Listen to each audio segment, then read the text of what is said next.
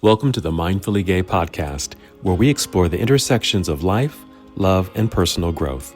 I'm John. I'm Nick, and today's episode is all about what motivates and inspires us. We're diving into how simple pleasures and deep passions shape our lives. So let's get inspired together. Well, all right, everyone. Welcome to another episode of the Mindfully Gay podcast. And today, with my good friends, Nick and Jerry, we are talking about what inspires us, what motivates us. As Jerry starts laughing. Jim crack is nice. Before you hear this. Some of us rely on caffeine. That's on my list. That's on my list. Definitely. And I've been thinking about what does inspire me, and I know there's people that inspire me and motivate me. There's things, there's TV shows, there's all kinds of things. So I thought this would be kind of fun. I know Jerry was asking, how do we make this, mindfully gay oriented? How, what makes it gay? So I was thinking, there's probably, I know for me, that there's probably kind of a baseline of things and people that kind of motivate you just regardless, right? But I was also thinking, well, what maybe amongst those things that are on your list, or maybe there's other things that maybe motivate you or inspire you just to be your most authentic gay self. What allows you to be maybe an out gay man, for example, and what kind of prompts you and allows you and motivates you in that direction. So that's our topic for today. Would anyone like to jump in? Jerry goes first. Jerry's not feeling particularly inspired today. He will be inspired. It'll happen. Yeah. Got anything? Give me an example, John. All right. I've got some ideas, but I want to hear a little bit more from you. Well, I'll start with, I think just general things, because I know I want to get to people who inspire me and motivate me, but just kind of things in general. I mean, top of the list, probably maybe one of the top 5, I would say going to the gym. I mean, just going to the gym just is my motivator. It kind of it's the start of my day. It gets me going. For sure. And there's several things, there's some subcategories along with that, but regardless of how tired or excited I am, because I can be very tired, but I'll still go to the gym. If I have a lot of excitement and energy, I'll still go to the gym. So it's kind of mandatory, unless there's some weird scheduling thing or I'm out of town or something. But I'm always at the gym, because what it allows me to do, it's therapy for me. Always. And so it allows me to kind of get into my head and just kind of what's going on with me today, emotionally, For sure. mentally, physically. And I feel like I can kind of hash things out. Even though I'm not talking to anybody, I feel like I'm having conversation with myself. And if there's something kind of hard and dark maybe that I'm dealing with, I feel like, pushing those weights help me to kind of get through that. And if I'm feeling particularly down or unmotivated for whatever reason, I'll still go, but I feel like the act of getting on the treadmill or pushing the weights gives me the strength, or reminds me, John, you're strong. You bet. John, you can get through this. Yes, you're going through some hard times right now, but look at you right now. Yeah. Look at you showing up when you didn't want to do it. Yeah, and it feels good. I agree. Pushing these weights. Look at yourself in the mirror. You look good. Yep. All those prompts, they get me going and really help me. And on to that. So I utterly agree with everything you said. It's therapy for me. It always has been. We just worked out this morning, and something I love about being there in the mornings is, in contrast to evenings, I've always been a morning trainer. There's just something about people that are there in the morning that you have exchange with. it's just, we saw Lovely Whitney. Like there's just some nice exchanges with nice people that are in there to get their shit done and get out. It's a starting focus for the day, right? It kind of sets the tempo for the day. Intention for the day. For sure. From a nutritionist perspective, we are bags of chemicals. That is what we are. That gym work definitely releases a lot of chemicals that just make you feel better in your body, better focus about the day. There's good science showing, high intensity work, getting your heart rate up into higher places, and cognitive or executive function following after is improved. So, I agree that the time, the investment in yourself, the deposit in your health account, making that daily for yourself, showing up for yourself. We get to do this. I remind myself of that too, especially when you're like getting kind of hit, whatever. You know what? There's so many other humans on this globe in different places, far in very horrible I get to do this right now. Thank God, or whatever. Thank goodness I get to do this. But yeah, gym is therapy. Gym is a focus place. Gym is inspiring. The music, definitely. The soap opera that you have in your head with gym crushes that you never talk to, like that type of shit. I love that shit. I don't know. It's all part of it for me. So yeah, that's a motivator for sure. And I mean, I just want to hop on that the gym crushes, because as of late, actually, it's shifting right now because people are going back to school, so that actually the time that I go to the gym is kind of empty right now. So my regular my gym crushes aren't there right now. But some days it's just, that's a motivator too. Like, ooh, who do I get to see at the gym today? Because I have this whole host, and sometimes they show up, once in a while, or they're there all the time. But sometimes they're all there. Right. Yes. Right. Prime time. And what it does for me, I think, at one point, way back when, I would actually compare myself to them, thinking, oh, I don't look as good as them, or, oh, I wish I had that, or that kind of thing. But now it's kind of switched.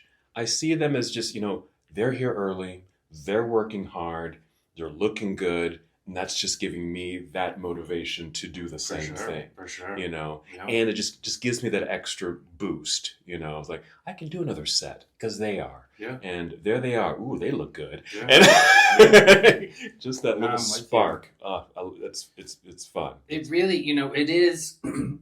I get to train a lot of people in personal sessions, mostly at their homes, and that's great. It's always my hope that eventually clients get into a gym with regularity, because there's just so much more to training, just like we're talking about now. Like, there's so much more than just repetitions and staying consistent. There are many other things that you get to encounter and consider and get to be a part of that training hour when you're in a gym setting.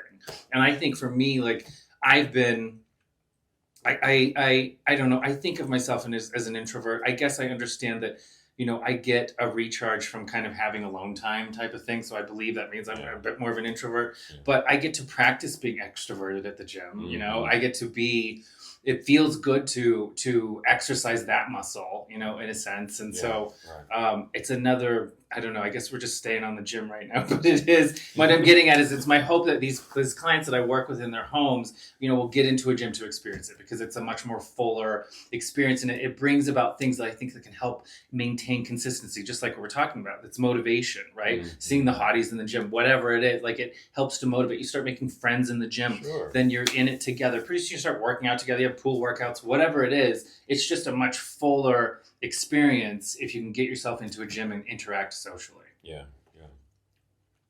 Love that. Jerry. Well, I was just thinking, you're not an extrovert just because you're bossing me around in the gym. No, I'm cracking the whip for you. That's something different. Just shifting from the gym a little bit here. I'm thinking, okay, so what are the things that I do that inspire me? And I'm kind of having this interesting conflict, because it's something I love to do, and yet it's something I don't feel like I do enough of. I like to go hiking. Yeah. And a couple of weeks ago, we hiked Lake Blanche, which is The hike from That's a bitch. Lake Lance is Lake Bitch is what it should be. I mean, it's gorgeous, but yeah, sorry, yeah, go on. I was shocked. This is my moment. Let me tell you, I'm sorry. I still have like the source on my feet from this hike. I definitely wore the wrong shoes. Anyway, continue, Jay. This is about you. Well, it's a pretty high elevation climb. Oh, wow. And most hikes out here in Utah are going to be going up mountains. Sure.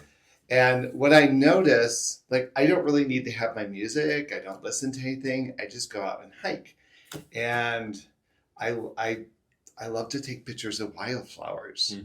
I just find unusual things in nature that I like to pay attention to. And every once in a while, as I'm hiking, I kind of go through like these mental gymnastics, right? Where I'm working things out, just like you guys are doing at the gym, and I do the same thing at the gym too, right?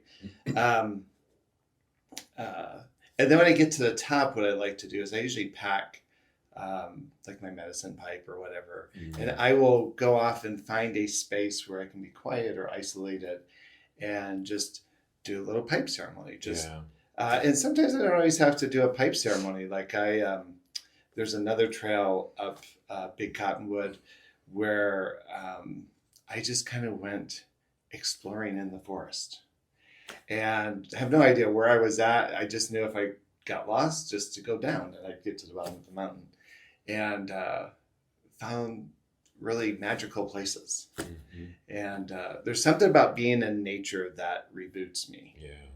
And that's a powerful place for me. And then another place, and I'm just kind of mindful that not all of our listeners are maybe as physically able or willing to kind of go out into those places. Bruce and I, we have this beautiful backyard deck. And Bruce likes to go to bed early. I usually stay up to about 11 o'clock. And sometimes I'll go out on that deck in the dark and I'll listen to the owls, or I'll just kind of be in the dark and just kind of sit and be quiet, and do that for a good half hour before I go to bed. And I don't know that I would say it's prayer time. Like, it's not like I'm really conscious of a prayer, but there are moments where I'll tap into spaces of gratitude. I think about the people in my life. I kind of send them little prayers and energy, and kind of work through how I'm going to approach the next day. So it's just kind of quiet, contemplative time. Right. But so let me say, because here's what I'm picking up on. So whether it's the gym, whether it's a hike, whether it's a back porch, we're talking about maybe some activity, maybe a little less activity, but it's all about time to be in your head with your own thoughts. And think about, the majority of people, this is where we're just scrolling. Yesterday, this young dude at Sandy, it's horrifying the way they sit even. They're just consistently like this. Like, this kid was in the sauna like this, and then he gets out and he's in the locker room and he's still just like the back is, and he's like, he's in his early 20s. And I just think that, just replace what you're talking about with scrolling and think about how unsatisfying that would be. What that would feed instead. Probably some anxieties, probably some negative self-talking. Maybe there'll be some good things, but there's going to definitely be some bombastic bullshit negative things. And replace that with a walk in nature, with encountering some gorgeous flowers and some things that inspire you to think, and the birds and the wind and the sound. Like, it's just such a better place for contemplation. I just got back from the 7-day river trip. Oh, that's right. And we were totally off the grid. And I noticed this when we were in Mongolia, like when we went up to the northern part of the country, there is no electricity, there is no computer, there is no Wi-Fi, there is no Facebook. There's no Instagram. Oh, God, there's still places on Earth where it doesn't. Grindr still works. The nearest dude is one country away. By llama, yeah. Right. But here's what was really interesting. In Mongolia in particular, I found myself watching these kids, and I was just almost captivated watching these kids. Like it's television And almost. they Yeah. were playing. Yeah.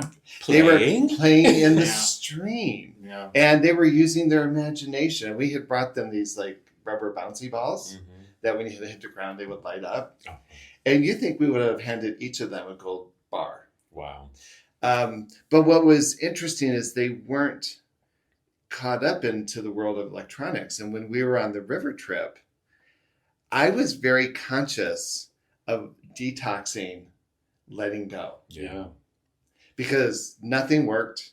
In fact, I couldn't even pull out my camera to take pictures because we were always in the rapids and what have you. And after about 24 hours, I was fine without it. So much so that when we got to a place where we could get a signal, I was like, do I really want to turn this Don't on? go back. Yeah. Don't Yeah. go back. Mhm. We were in Idaho. Where's the nearest gay guy? Yeah. Utah. No. But, it's interesting. I love Gabor's book. We've talked about before, The Myth of Normal, right? Because we have so normalized. It's kind of like our generation is probably the last generation that remembers life The time before. Yeah. internet. Yeah. Right. Right. And so we've normalized the internet in our lives in such a way that I really don't think a lot of our 20-year-olds in our community understand how to use their minds, their imagination, their creativity. The importance of Or just dialogue. what you're saying, like looking at a trip like that as an opportunity to unplug. Yeah. Like we've got nieces that I swear to God, they're double fisting now. They've got an iPad, they've got a Wow. phone, and it's here all the time.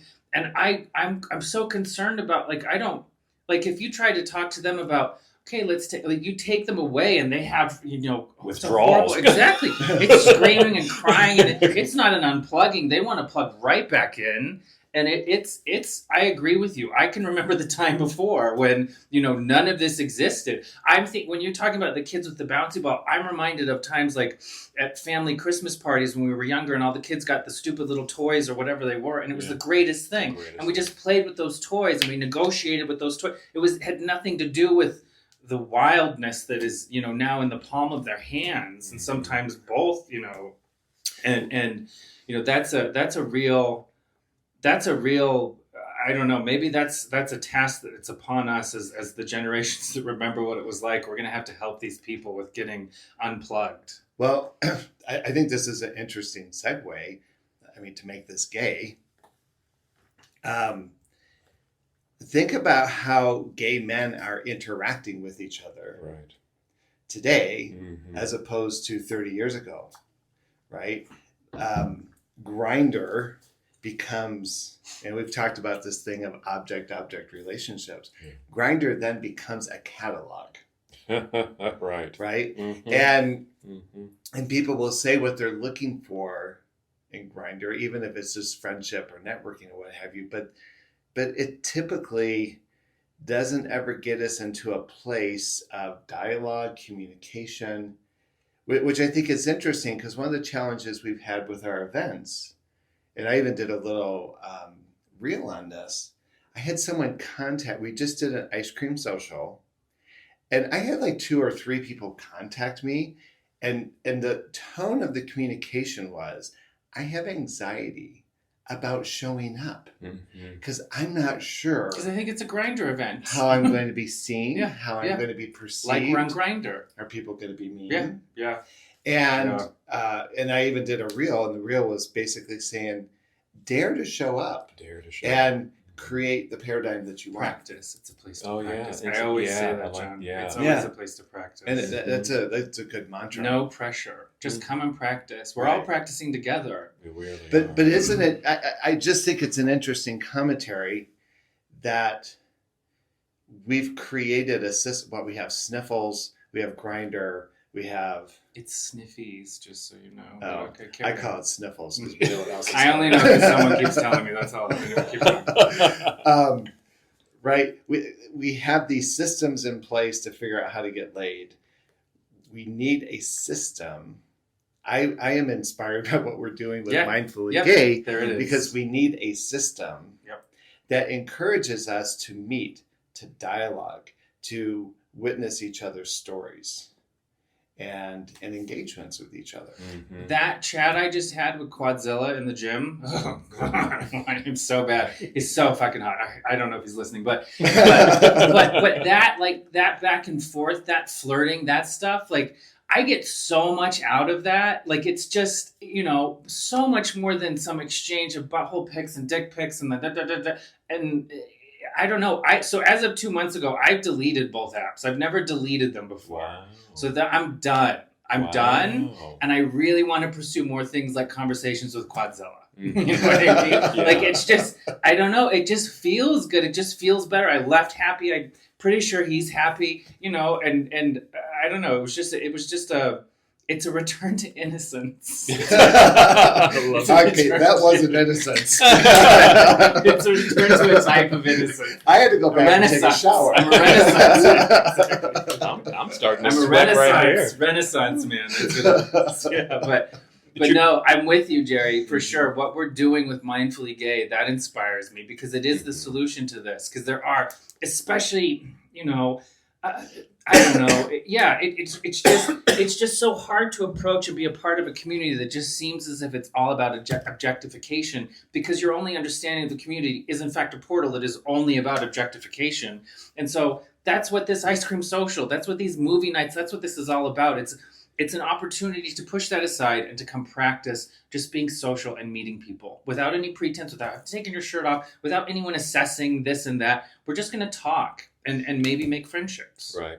And something that you just demonstrated here, Nick, because just the contrast between kind of scrolling on the different apps and actually having an actual conversation with the person in front of you is almost night and day. Where, like you said, you could be so in your head, so many stories get drawn up, when you're kind of scrolling through the catalog, right, and just hookups and all of that, and I wonder, will they like me? And I don't know, and just all that stuff doesn't seem very motivating and inspiring. Yeah, but confines you. But just the way that you kind of lit up when you're talking about having a conversation and talking with someone who's right there, there's something there. Yeah. There's something quite enlightening about that, and even that to motivate you to, I'm gonna delete these apps. Yep. Or at least hide them. Exactly. Put them where I can't easily get to them. I put them on my burner phone. Right, put it on the burner phone, right. And then, it's like, I'm going to practice this more, because the feeling that I got from actually engaging with someone in person was much more fulfilling. Sure. And I want more of that. Right. And it definitely, and it's, again, not to reduce everything down to chemicals, but again, you think about the chemicals involved with an exchange with Quadzilla in person or scrolling. Maybe they're like, I'm probably not big enough, whatever the fuck. It's such a different exchange, and it's driven by different chemicals in the body. It is. And the feel-good chemicals come from being in person, making eye contact and talking. I think that's how we evolve. Do you know what I am inspired by just in this conversation? There's a part of me that does like Grindr and Scruff, but I also think I'm a little bit unconventional in how I use it. I mean, I've met a lot of friends this way. I've invited people to the lodge this way. Mm-hmm. I think that's smart, though. I think unconventional, fine, but I think you're using it in a better way than most people can't do. Yeah, but I really am genuine. I mean, I'm a therapist, but I'm just genuinely curious about people, and I'll see something in a profile, and I'll say, "Wow, that's really interesting." Yeah, right. But here's one thing I've seen in our community that I admire, and I say this to people all the time: there's someone for everyone. Yeah. Yes. I have seen some really unique combinations of couples and relationships where I think, wow, I just would have never guessed this my superficiality would say I would never guess that person with this person. Yeah. Even when we look at things like the daddy-son dynamics, when someone's older than right, I think isn't it interesting how we have celebrated that concept? Mm-hmm. How we have chasers. Yeah. Right? People who like big guys, people who like little guys. Yes. Right? Like there is, I think in many ways, the gift of being disassociated from Christianity and the rigidity around that, it has given us extreme permission to be imaginative in the dynamics and relationships and how we explore those relationships in a way that, frankly, feels healthier than what I've seen in a lot of heterosexual dynamics. I hear you. Yeah. And I think, do we recognize that as a gift in our community, or do we compare it to the heteronormative rule and judge ourselves by it? Ooh, that's a really good notion, because I was just thinking about our episode. We talked about our gay gifts and blessings. It's like, so what are the blessings of Scruff? What are the blessings of Grindr? And I think it is that. And I know for me, it's given me a more worldly view of my community. Of our community. Yeah. That makes sense. And like, because I would imagine, maybe someone, maybe it's a younger guy, but they like older guys, and maybe they think they're a freak because they like older guys and keep that a secret, and I don't know, but if they, using something like Grindr or Scruff, or even just looking at porn, you're going to see these dynamics in different ways of being, and like, well, maybe that's okay. I'm not alone. No, you're right. It's a way to explore the community. I like that you're both.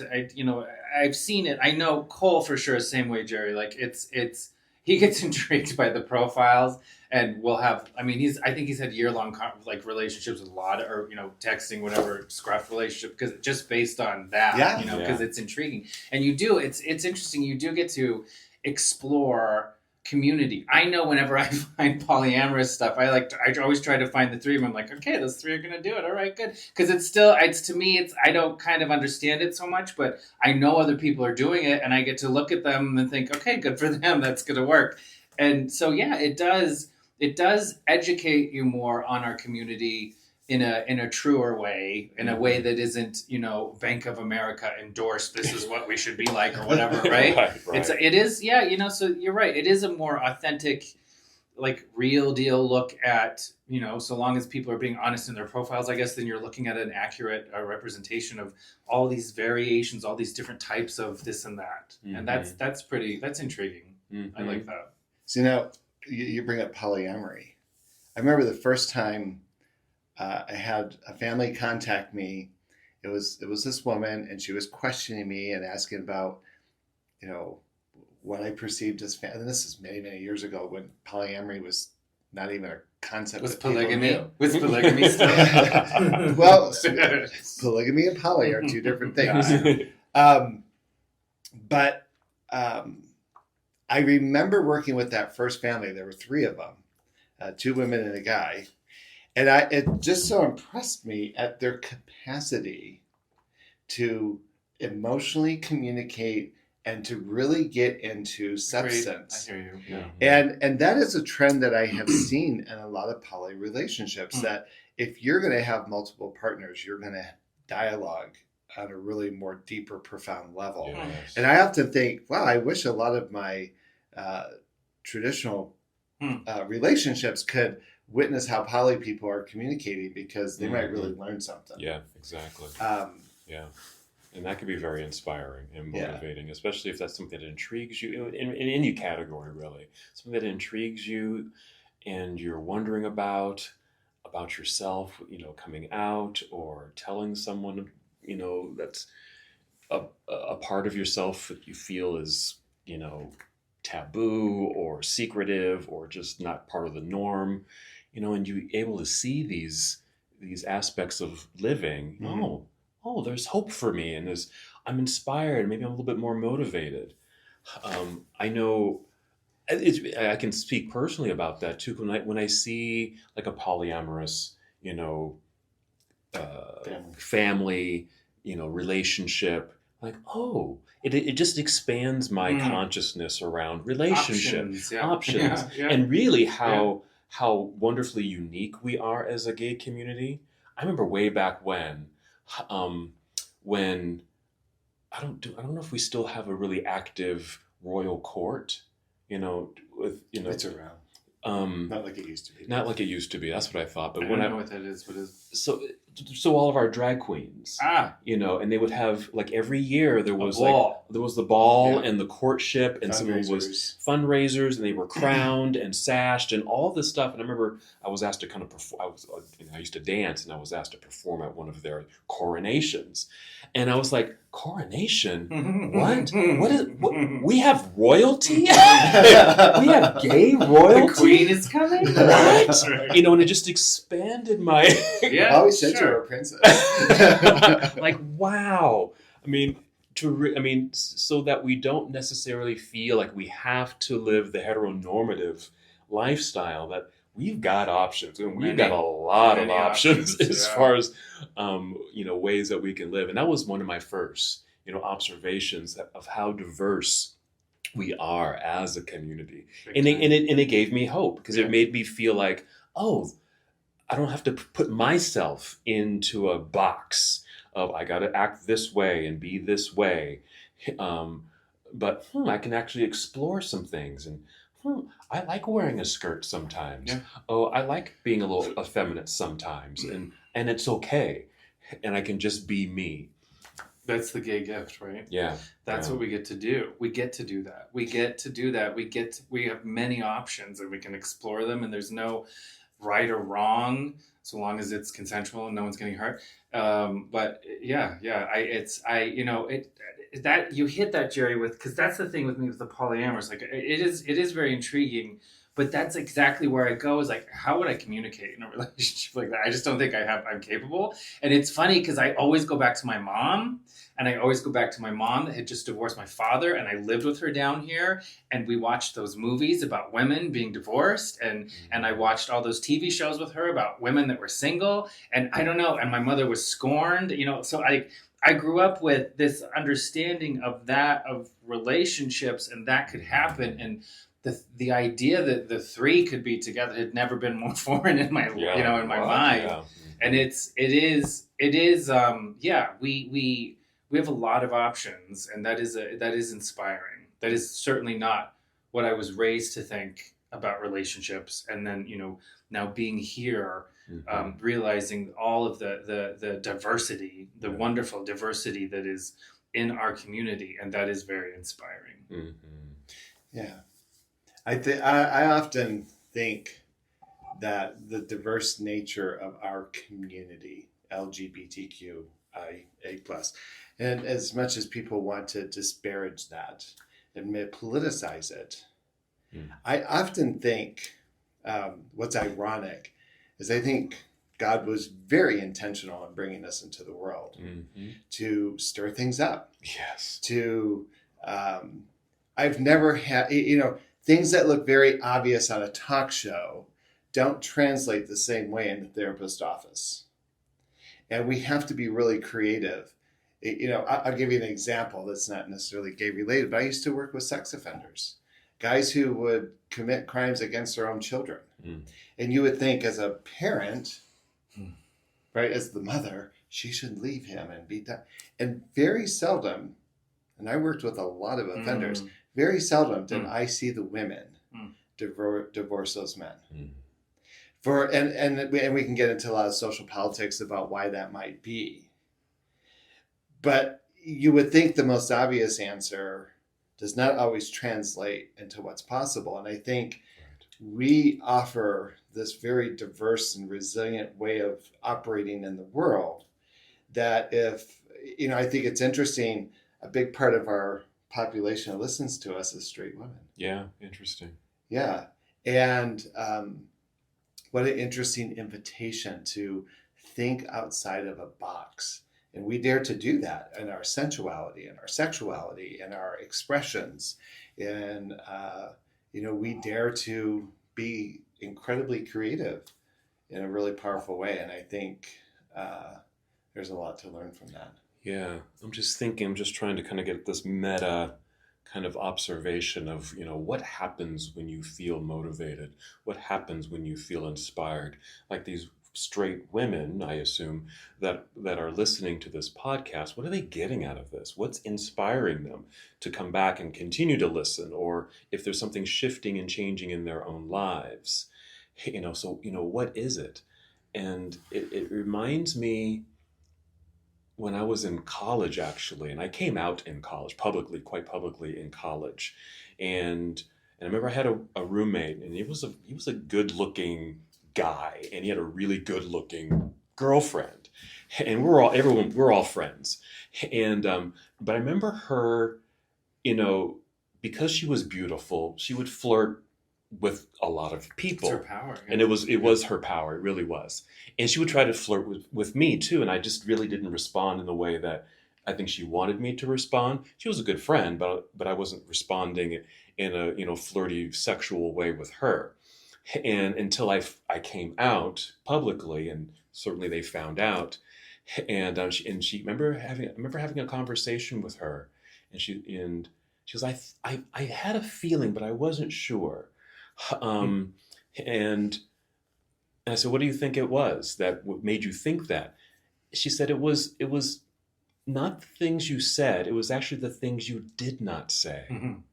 which really, stuck with me. It's not what you said, John. It's what you didn't say. And so I'm wondering if that's, so I link that back to, motivation and inspiration. Listening to us, or listening to people in your lives, or listening to people, or being confronted, or in the midst of the things that do inspire you. What's happening, with your mind? Is your mind expanding in some way that helps you to see something in a different way, helps you to grow, helps you to be maybe a better person, if that's kind of your intention? What is it about, there's things that you just don't say, John, that kind of got me intrigued. It got me thinking, you know? And so I wonder, just kind of that meta observation of what happens to you when you feel motivated? What happens to you when you feel inspired? I mean, I think it's a confirmation. I think it's right. I mean, I'm gonna think about Quadzilla today. So the exchange, and I guess in some ways, like, there's apprehension about approaching and talking to someone, striking up, being the first person to start the conversation. This is someone I hadn't talked to in a little while. So, but whatever. And, so that little bit of, and then, oh, it's good. No, it's a green light. We're going to talk. It's good. I don't know, through the exchange like that, through like saying hello to Whitney, there are other people I'm talking to and saying hi to. I don't know. It just feels good. It just confirms like a happiness in me. I don't know how to explain it exactly, Mm-hmm. but I think that's I think that's a lot of it for me when when getting inspired by things is it helps to confirm the good things that maybe I suspect about myself, maybe. Yeah. And that helps to motivate me. I'm like, okay, no, I was right. I guess I was right about what maybe I was thinking about, and this exchange helped to confirm that, and I'm feeling more confident. I feel more Yes. confident. That inspired me. Yeah, maybe that's it. That makes a lot of sense, because then it reinforces, you perhaps being able to do that again. Yeah, with sure. the same person, Sure, or perhaps less with another apprehension person. next Yeah. time. Yeah. Like, oh, like you say, confirm something within you. It's like, oh, I can do that, or I do have this feeling and it's positive, and I can now, not only affirm it, I can act on it. Yeah. I think it's just so fascinating, just, what something like that does to a person, when you are inspired, when you are motivated. Oh, that made me think of something in yoga. Um, so there's the chakra system, the 7 chakras, and the third chakra is the solar plexus, and the color is yellow. Solar, like sun, so yellow. And and sometimes it's thought of as the energy center for motivation, but it's actually more than just motivation. Motivation comes from something else. Solar plexus is action. It's the ability to, take that motivation and turn it apply it. Yeah. It's the source. It's that energy to actually Sure. do Sure. it. Because I think we can certainly be inspired and motivated, but you can still just kind of sit with that, right? Mm-hmm. You know, yeah, I'm motivated to do that, and we're inspired to do that, but do you actually? But putting into action is just that next step. You know, it's interesting. We're talking about motivation, inspiration, and I kind of use this paradigm. I don't know if I've talked about it in the podcast, but when I'm talking to people about self-esteem, and I say, okay, we have to kind of find a paradigm that works. Then we have to practice it, Mm-hmm. right? And the example I use is when we take people to Peru. Yeah. Right? So when you fly into Lima, it's kind of like a big city. It's no big deal. But when you fly into Cusco, Mm-hmm. or you go to Iquitos, or some of the more rural parts of the country, when you're kind of shifted into a totally different approach to life. Yeah.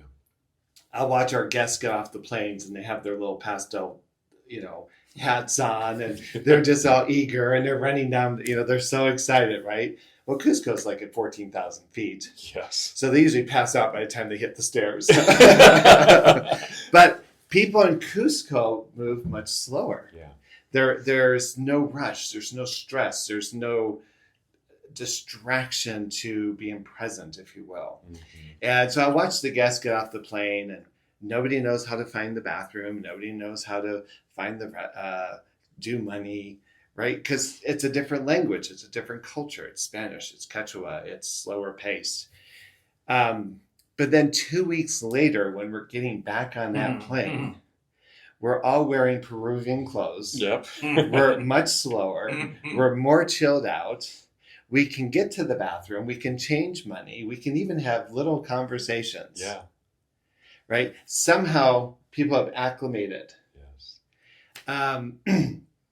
And I think about this thing of motivation and inspiration is a very similar way. Is a moment of inspiration and motivation is a catalyst. Right? It's like lighting the fire. I have to find a way to nurture the fire. Yes. Right? If I'm going to be inspired, if somebody inspires me to be more open-hearted, then I have to embrace a mental capacity to nurture the open-heartedness. Yeah. I have to engage in open-hearted behavior. Yep. And I have to practice it. I have to saturate myself into it. Because what I'm doing is creating literally a new language in how I relate to the world. Yes. And so moments of inspiration and motivation are great. I've been working with you now for 2 years. And I would say a lot of what happened initially was, I would say I did not have a belief that I could do it. Mm-hmm. And so I had to kind of believe that you knew what you were doing. You had to suspend your disbelief. Right. Right. And then at some point, I've been able to acquire that language for myself, be able to make those assessments for myself, set those goals for myself. Yeah. Right. Because of the practice. That's a good example. Yeah. Really good. I've been doing my yoga practices with Dice and Janelle. Yeah. On Apple Fitness. Yes. Right. And it's interesting. The first couple of times I would do the yoga classes, I'm like, what's a downward facing dog? And what are they doing?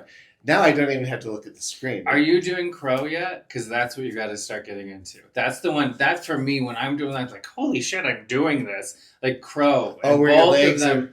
No. Where you're down on the floor and you put your knees up to here. No, I and we're can't up do on. that. You can. I've had you will. I've had moments Yeah. where I've been able to achieve it. Yeah. Yes. Okay. But yes, what's interesting though is when I first saw a crow thing on one, I thought, Yeah. No way. Yeah. they're like in their Fuck that 30s. But then I'm looking at Janelle, and she's a beautiful woman. Talk about I swear, inspiration. during Savasana, I always have. She says some of the most beautiful things, and It's I true. lay there and cry because I'm inspired. It's true. She's Right? very good at that. But she's a big girl, Yeah. Mhm. Yep. and I watch her, and I think, if sister can make Yeah. that happen, Yeah. I know I can. Exactly. Right? And And so does that kind of stoke that fire then? now, but I had to You get keep to the feeding it. place Yeah. because when I was overweight, when I had no mobility, when I didn't even, when I was kind of moving towards retirement, right? I didn't. It took time to get to that space. And for a while, I was borrowing it for him. But then pretty soon you learn how to keep stoking that flame in yourself. Right. Mm-hmm. Wait, let me say. That's why I keep sending you to those workshops, because I think you need to know the psychology of this. Because to me, the physicality was great, but it was the psychology I hear that you. moved me. And so back to Quadzilla example, back to deleting the apps. Because now, that exchange that I just had with him. So, in the gay community, it's always like, oh, I know I'm not going to talk to you. Like, it's just the stupidest thing. We see, at least in the East, this is how it was for me in Boston and New York gays and Chicago gays. I don't know why. But you're in events together, whatever, you know each other, but I'm not going to talk to you. It's just some stupid thing. I don't know what it is. It's dumb. Yeah. And so I want to I don't want to do that anymore. I don't want to be like that anymore. I've deleted the apps. I'm talking to Quadzilla. I feel good about it. What that does for me, it inspires me as I go about and I see other dudes in the gym. I'm saying hi, I'm nodding. They're probably waiting for me in the locker or whatever. It doesn't matter. That's what it's supposed to be. But like I'm extending myself and I'm having interaction and it feels good. And it was something before that I was conditioned to think, oh, yeah, I've talked to you before on the apps, but I'm not going to talk to you in person or whatever that bullshit is. And now, like, it's the same thing. Like, I know I have to keep stoking that in me because I feel better. I'm oftentimes I'll see people and think, oh, I should say hi. Why am I not saying hi? And then I have this dumb conversation that kind of just drifts away to nothing. But now, like, I'm hearing Jerry, like, I need to keep stoking that flame of, okay, I had interaction with Quadzilla today. It felt really good. I know that feeling can happen again. Yeah, there's someone over there that I've talked to before. I need to just go over and say, hi, what the fuck is wrong with me? So I'll go over and do it. And then I feel good again. And it helps me to get into that mode of being, like, I want to be like that. I want to be more extroverted. I want to have more interactions with people because it makes me feel good. And I don't want to be that dude that's like, yeah, I've talked to you on the apps, but I'm not going to talk to you in person. Right. That type of bullshit. And so that's what I'm hearing, the same. I get that. Yeah, you have to keep, once you get it lit up, you have to keep the light burning, right? Yes. You got to keep feeding it. Yeah. So I'm gonna propose something here, because I think one of the gifts of our podcast is this layer of transparency that we do. What is something that has inspired us or motivated us? Like for instance, I'm inspired when I see, this is going to be a really weird example, but if I watch an entertainer like Patti LaBelle, who I love, when Patti connects to a song and the message of the song, and it's almost like every inhibition drops and that song moves her, right? There's a layer of authenticity that is expressed in this really big and powerful way. And so I know one thing that I'm trying to do is be more authentic more often. And that's challenging. Like, as much as I love going to the gym and being in the gym, I still wrestle with a layer of insecurity. Sure. I wrestle with a layer of insecurity around aging and my relevance in the world as somebody, and especially in the gay world, as somebody who's getting older. And my desire is to just show up authentic and as real as I know how to be. And there are places where that happens, like in lodge and ceremony. There are times where I can be really present in that authentic power. Mm-hmm. So are there places, that's my example. I wonder if you guys have examples of, this is what inspires me. It inspires me in this direction, and this is how I want it to show up. Mm-hmm. Here's what came to mind when you're talking about that. Because I live as a single person, and that's by choice. And so there's certainly some benefits of being a single person. And I live by myself, but there's also some challenges around that too. And so sometimes one of the challenges I face is just showing up for myself. Yeah. And being what's the word? Responsible for things around the house, as an example. And so, because there's no one around to tell you to why tell the fuck me, didn't you do that? yeah, Why didn't you vacuum? Why didn't you vacuum? Yeah, no, Why didn't you wash the I'm hearing dishes? you for sure, Right? Yeah. And so I've got to do that myself. Yeah. And so where does that That's come tough. from? That's tough Where to did, do. you know? And so I've got to, and I ask myself sometimes, like, how am I able to live as a single person and still stay somewhat motivated to keep the house clean? Right. You know, Right. Yeah. because there's no one here to tell me to keep Yeah. the house clean Yeah. but myself, right? Yeah. But what it boils down to, it actually comes down to just some very simple things. And it's the stoking of the fire. It's, what am I doing to continue keeping that fire burning? And it's things like going to the gym. I love to cook, so just cooking for myself. Mm-hmm. I like being creative and creating things.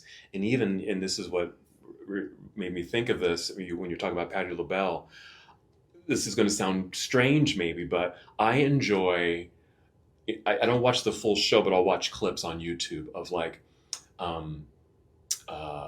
So You Think You Can Dance, or Yeah, I love that shit. America's Got Talent, and just seeing these talented people kind of get up on stage and they do their thing. Sure. There's, being ultra vulnerable, and they sing their song or they do their act, or when the audience is exploding and they're clapping and someone gives them a golden buzzer. Yeah. I get emotional. For sure. I cry. No, I'm with you. When because they always do it in slow motion in the music, and they go down, they slam the golden buzzer, and the confetti goes, and all the people on the stage are just, and I can feel it.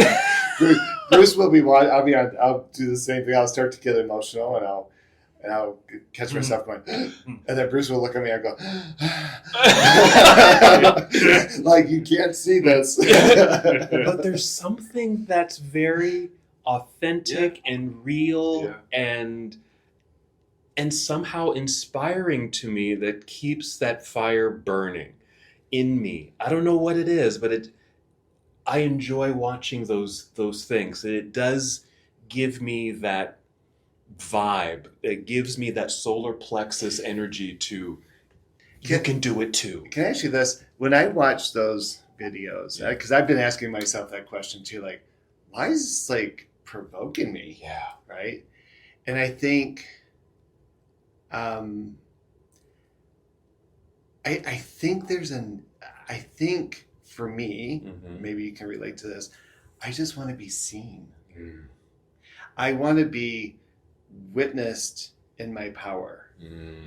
And when I see those people, like, they're in their power, they've been witnessed, they've been validated. Yeah, truly. And I think there are times when I really I feel like I work really hard, and I hear this in our gay community where I just want to be seen. Yes.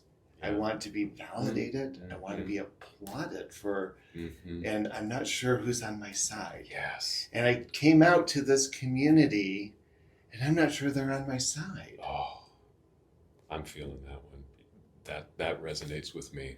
Yeah, I think that's what moves me too. Just seeing these people, they just want to be seen, and they are seen, and they are applauded for it.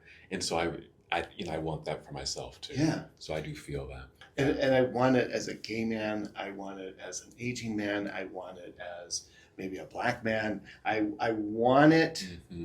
I want to be seen in my entirety. Yes. And I want to stop performing. Interesting, Right. we're applauding the performance. But yeah. Oh, you're hitting on something. Wow. Yeah, I think. I mean, I definitely hear what you're saying. I think, for me, I'm feeling that sense of fulfillment in the work that I'm doing because I'm having such good success with people.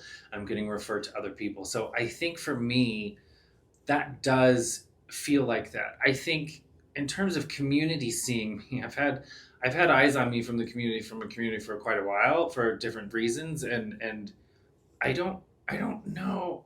I don't know if it's the same for me. I definitely get what you're saying. Watching those videos provokes me.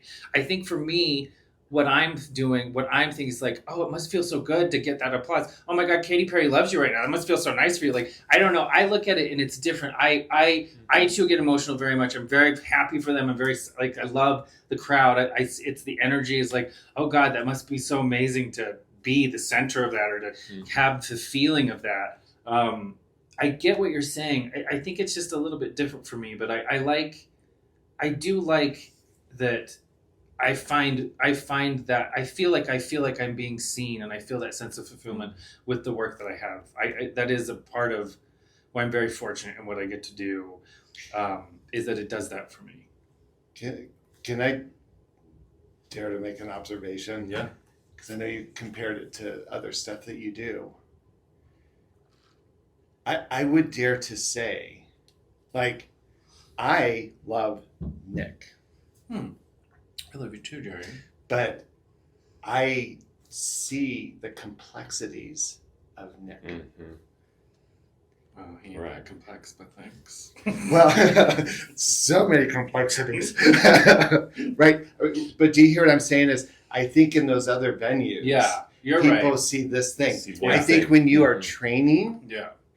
and I've seen you with Lainey, I've seen you with other people, I've seen you with me, like, there is this person who's passionate, who is informed and intelligent, who is engaged in a passion. And sometimes he's moody, and sometimes he's funny, and sometimes he needs time, and sometimes he wants time. And to me, I think that's a whole different narrative. Yes. Yeah, you're totally right, because that is just the other day it happened, like, definitely because of porn, definitely because of being seen that way for so long and never meeting those people, but those people thinking they have met me. Yes. Like, those people often see things in me that I've never known existed. And not that that's bad, that's just kind of par for the course. That's what it is. That's the product. It's just, that's how the product is consumed. That's what happens. Right. But you know what? You're absolutely right. That is what this work has done for me, because I was definitely in a depressive, like, a not happy place for a long time, for 15 plus years, not for 15 plus years, but we've done that work for 15 years. And definitely for the last several of them, it just really was not anything for me. It was, we stopped doing club appearances. We stopped meeting people because of Pulse. We didn't want to do nightclub shit after that, because it just started, when Trump came, like, it just started getting real weird. Yeah.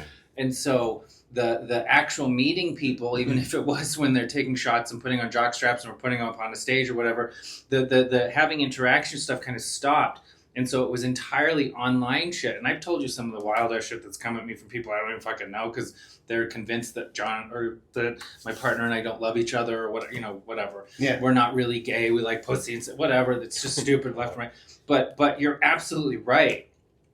That's what I'm feeling, is I'm coming from this place of, I think I have more to offer, but everyone has just seen this for so long, and they also have a lot of ideas that, frankly, I've never really thought of myself like that, but they're doing it for me or whatever. And then, now I'm in a place where I get to have these sessions with people, and I love the exchange, and I love thinking about programming and progressing, and that helping them get to that, oh my God, I just did that moment, like you're talking about, like that shift inside of them that they come from, they've resigned from this is what it's going to be, to like, oh, well, the possibilities are much more, grand now. And I get to do that. And it's a very different place from where that other type of work was. Yeah, absolutely. Two things. Everything I just said to you, I would say to Cole, because I love my time with Cole. And such a unique person who's Sicilian. He certainly is. But here's one thing that I know I struggle with, and I just kind of heard you say it. Because what I know about you is you're a good neighbor. You keep a meticulous house. You are a good friend. I have a sense of the kind of entertainment that you enjoy, right? Like, you're more than just porn. You're more than just the trainer. Those are things that we do, right? I always call you the yoga master, right? But I know so John. Much more. So Yeah. much more. Yeah. So he bakes. He, Right. he has Etsy. But all He what I can present know as a very naughty woman. I know she's naughty. She a nasty girl. Has he seen the videos? Well, they're out there. They're out there. I'll show them to you later. I'm a social worker. I'm a therapist. I've been doing that for 30 years. When people engage me, they very quickly want to put that on me. They want to put trainer on you. They want to put yoga on you. But those are things that we do. I know places that you've shared with me that are concerns and vulnerabilities. Joyce, right? I mean, such a sensitive place in your life, right? That tells me who you are. As much as I love you as the yoga master and teacher and executor of those skills, what I love about you is those sensitivities and your ability to show up, your ability to care, right? That's what I see in you. Yeah, you're handsome, you're sexy, you do this great porn, but those are just things that you do. And I'm anxious to see what your 50s will look like and your 60s, and how are you going to grow into this mature man of, this, and in going into different stages of life. Right. What is it that you value besides biscuit? You gotta know biscuit. Right? Exactly. And sometimes it's a challenge for me.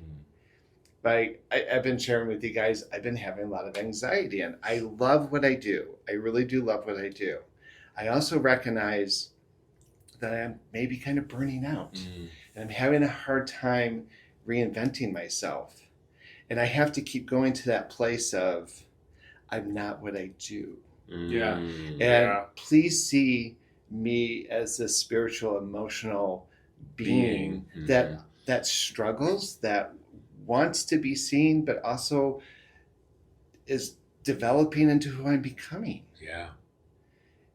Am I making sense? Yeah. And I think that is that meta, motivation, inspiration, just the validation, that validating of self and parts of self, like you got validated, like, oh, I can do this. And even getting validated from shifting from one career to this career and seeing this is who I am. Sure. This is who I can really be. And I get to really flourish in this way, and so taking a look at this and seeing how this also helps us to, look at our lives and see how we can transform and grow and be who we can, our greatest potential, our highest potential, which is part of my branding and embody. It's, exploring who you could possibly be, your greatest potential, and finding those nuggets, finding those elements along the way, along your path that help you to keep that fire, burning, so you can, so the path is lit, so you can get to that next point. Yeah. So that's why I'm seeing you right now. It's like, I'm having some questions and some thoughts around, this next part of my life, and where does it all go? But keep fostering that conversation. Keep fostering, keep encouraging that just like you said, you're holding the light up on the path ahead of you. Keep lighting the path ahead. Keep pursuing those questions and answering them. Right. And I think what I'm hearing from all of this is that, when it comes back to the question of what inspires us, it really is interaction with other humans. I mean, that's really, it's just having eye-to-eye conversation. It's conversations like we get to have with our podcast all the time that are always inspiring for me. Whenever we're finished with this, we always say, well, that was great, because we feel better. We're more uplifted. We've encouraged in each other the things that maybe we need to get encouragement from others for, to feel better about. And yeah, what inspires me, I guess, is to be able to interact with other people. Right. That is really helpful. And again, just to keep repeating it, but it's just the case. It is what this is. This Mindfully Gay group is a chance for those in our community to come and practice what we're literally talking about right now, is get some inspiration, get some understanding of who you are, work it out, be that for someone else. Like, it's a symbiotic relationship, and it's you know, it's very inspiring. It's very uplifting. Mm-hmm. Just taking a look at, you know, also how we're even putting this podcast together. Like, we'll come up with a topic, and that's about it. We have a topic, and maybe we have some ideas in our own heads that we don't necessarily discuss. There's no script. There's no script, for sure, until we turn on, you know, hit record, and we start going. And then all this magic just starts to happen, right? Yeah. You know, I'm hearing Jerry, I'm hearing Nick's stories, and like, wow. And yes, I'm getting inspired. Like, oh yeah. And oh, now I can see it this way. Oh, that's another way of looking at it. And so, yeah, like when you said, when we turn off the camera, we always say, well, that was great.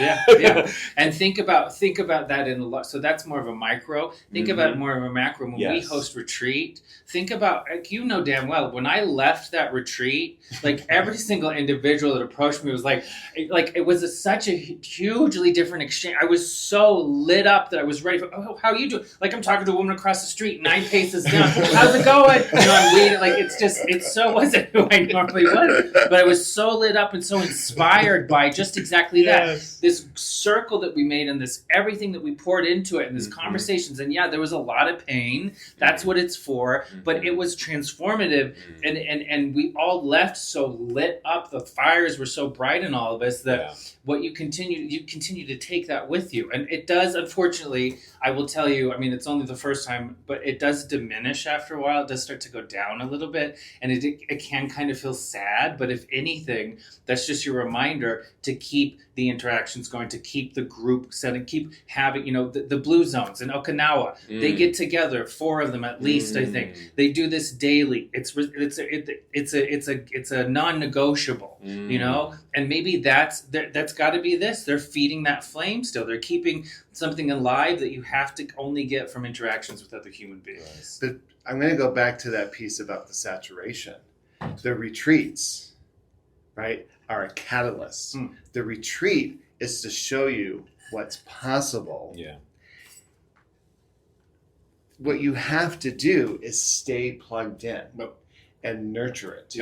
And to nurture it with like-minded. And that's why an ice cream social sounds kind of stupid. No, it's a recharge. But it's an opportunity to come back. And, you know, a couple of people that were at the ice cream social were at the retreat. And I was immediately reminded about, I remember when Andy said that, or I remember when so-and-so said this. And I wonder how they're doing with those things, right? And I'm sure that's happening on the other end. And so we have to nurture it. And I think, like in my case, right, that's why, you know, anyone who comes to any of our events, or maybe you haven't been to anything, come to a sweat lodge, come to a pipe ceremony, come to a heart circle, come to a yoga class or a meditation class. These really are opportunities to invite yourself to see the world through a different lens and to let that sit with you for a moment and see where it projects you. Absolutely. So I do want to say, when we talk about inspiration and motivation, I was originally thinking about people, and I have this hero of Helen Keller for lots of reasons. Helen Keller as an adult was a very profound thinker. But as we were talking, I just thought, you know what I'm most inspired by as a therapist, as sitting here in this podcast, the people that are in my life, is most people inspire me because I see people who are just trying to do their best with what they have. And if I were saying what de-escalates, if I see someone who just doesn't even try, I'm like, okay, whatever. I don't get what that's about, right? But when I see people willing to show up, face their anxiety, face their fear, face the question of, can I do this? Man, that just, if I'm at the gym and I see a big person out there, I think bless your heart. Yeah. Right. Just show up. I love you. I love you showing up.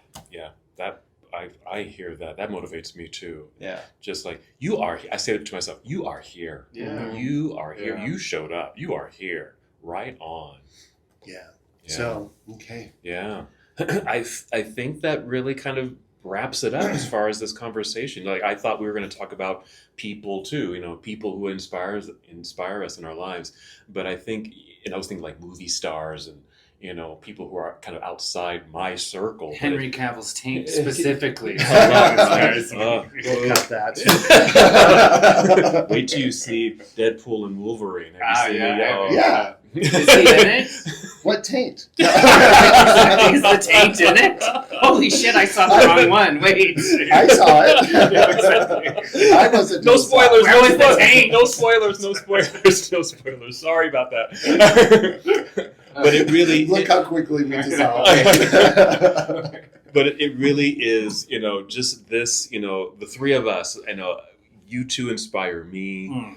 We hope we're inspiring you, that you tune in each week or every other week when we've got these dropping for you. And hopefully it's giving you that little spark, that little something that says, yeah, I can affirm myself. I have confirmed myself and I'm motivated. I'm inspired. I'm going to try that. That sounds good. That sounds like me. And yes, I am going to step into some of that fear and anxiety and show up to one of those events that they have. Ice cream social, that sounds like fun. I haven't learned about, sweat lodge. I want to go to a sweat lodge. Try these things. And of course, there's the retreat. At the time of this recording, we just had our retreat. So, we'll be talking more about that, get some people's observations and experiences and what they felt during that retreat. So maybe you get inspired to come to the next one, because we would love that. We would certainly love that. But if there's nothing else to add to this circle and this conversation, we just want to say to you, thank you for listening, and join us in this conversation. Join us in this conversation, because that's what this is really all about. And join us in inspiring other people. That's what it is. That's what it is. It really is. And so I think that really sums it up. So thanks again for joining us, and we'll see you next time on the Mindfully Gay podcast. Thank you for joining us today on the Mindfully Gay podcast. We hope you found inspiration in our stories and discussions. Don't forget to keep that motivational fire burning and let it light up your path to joy and fulfillment. Remember to check out our Instagram to share your stories and visit mindfullygay.com for info on our upcoming free social events. We appreciate you tuning in. Until next time, stay motivated, stay inspired, and most importantly, stay connected.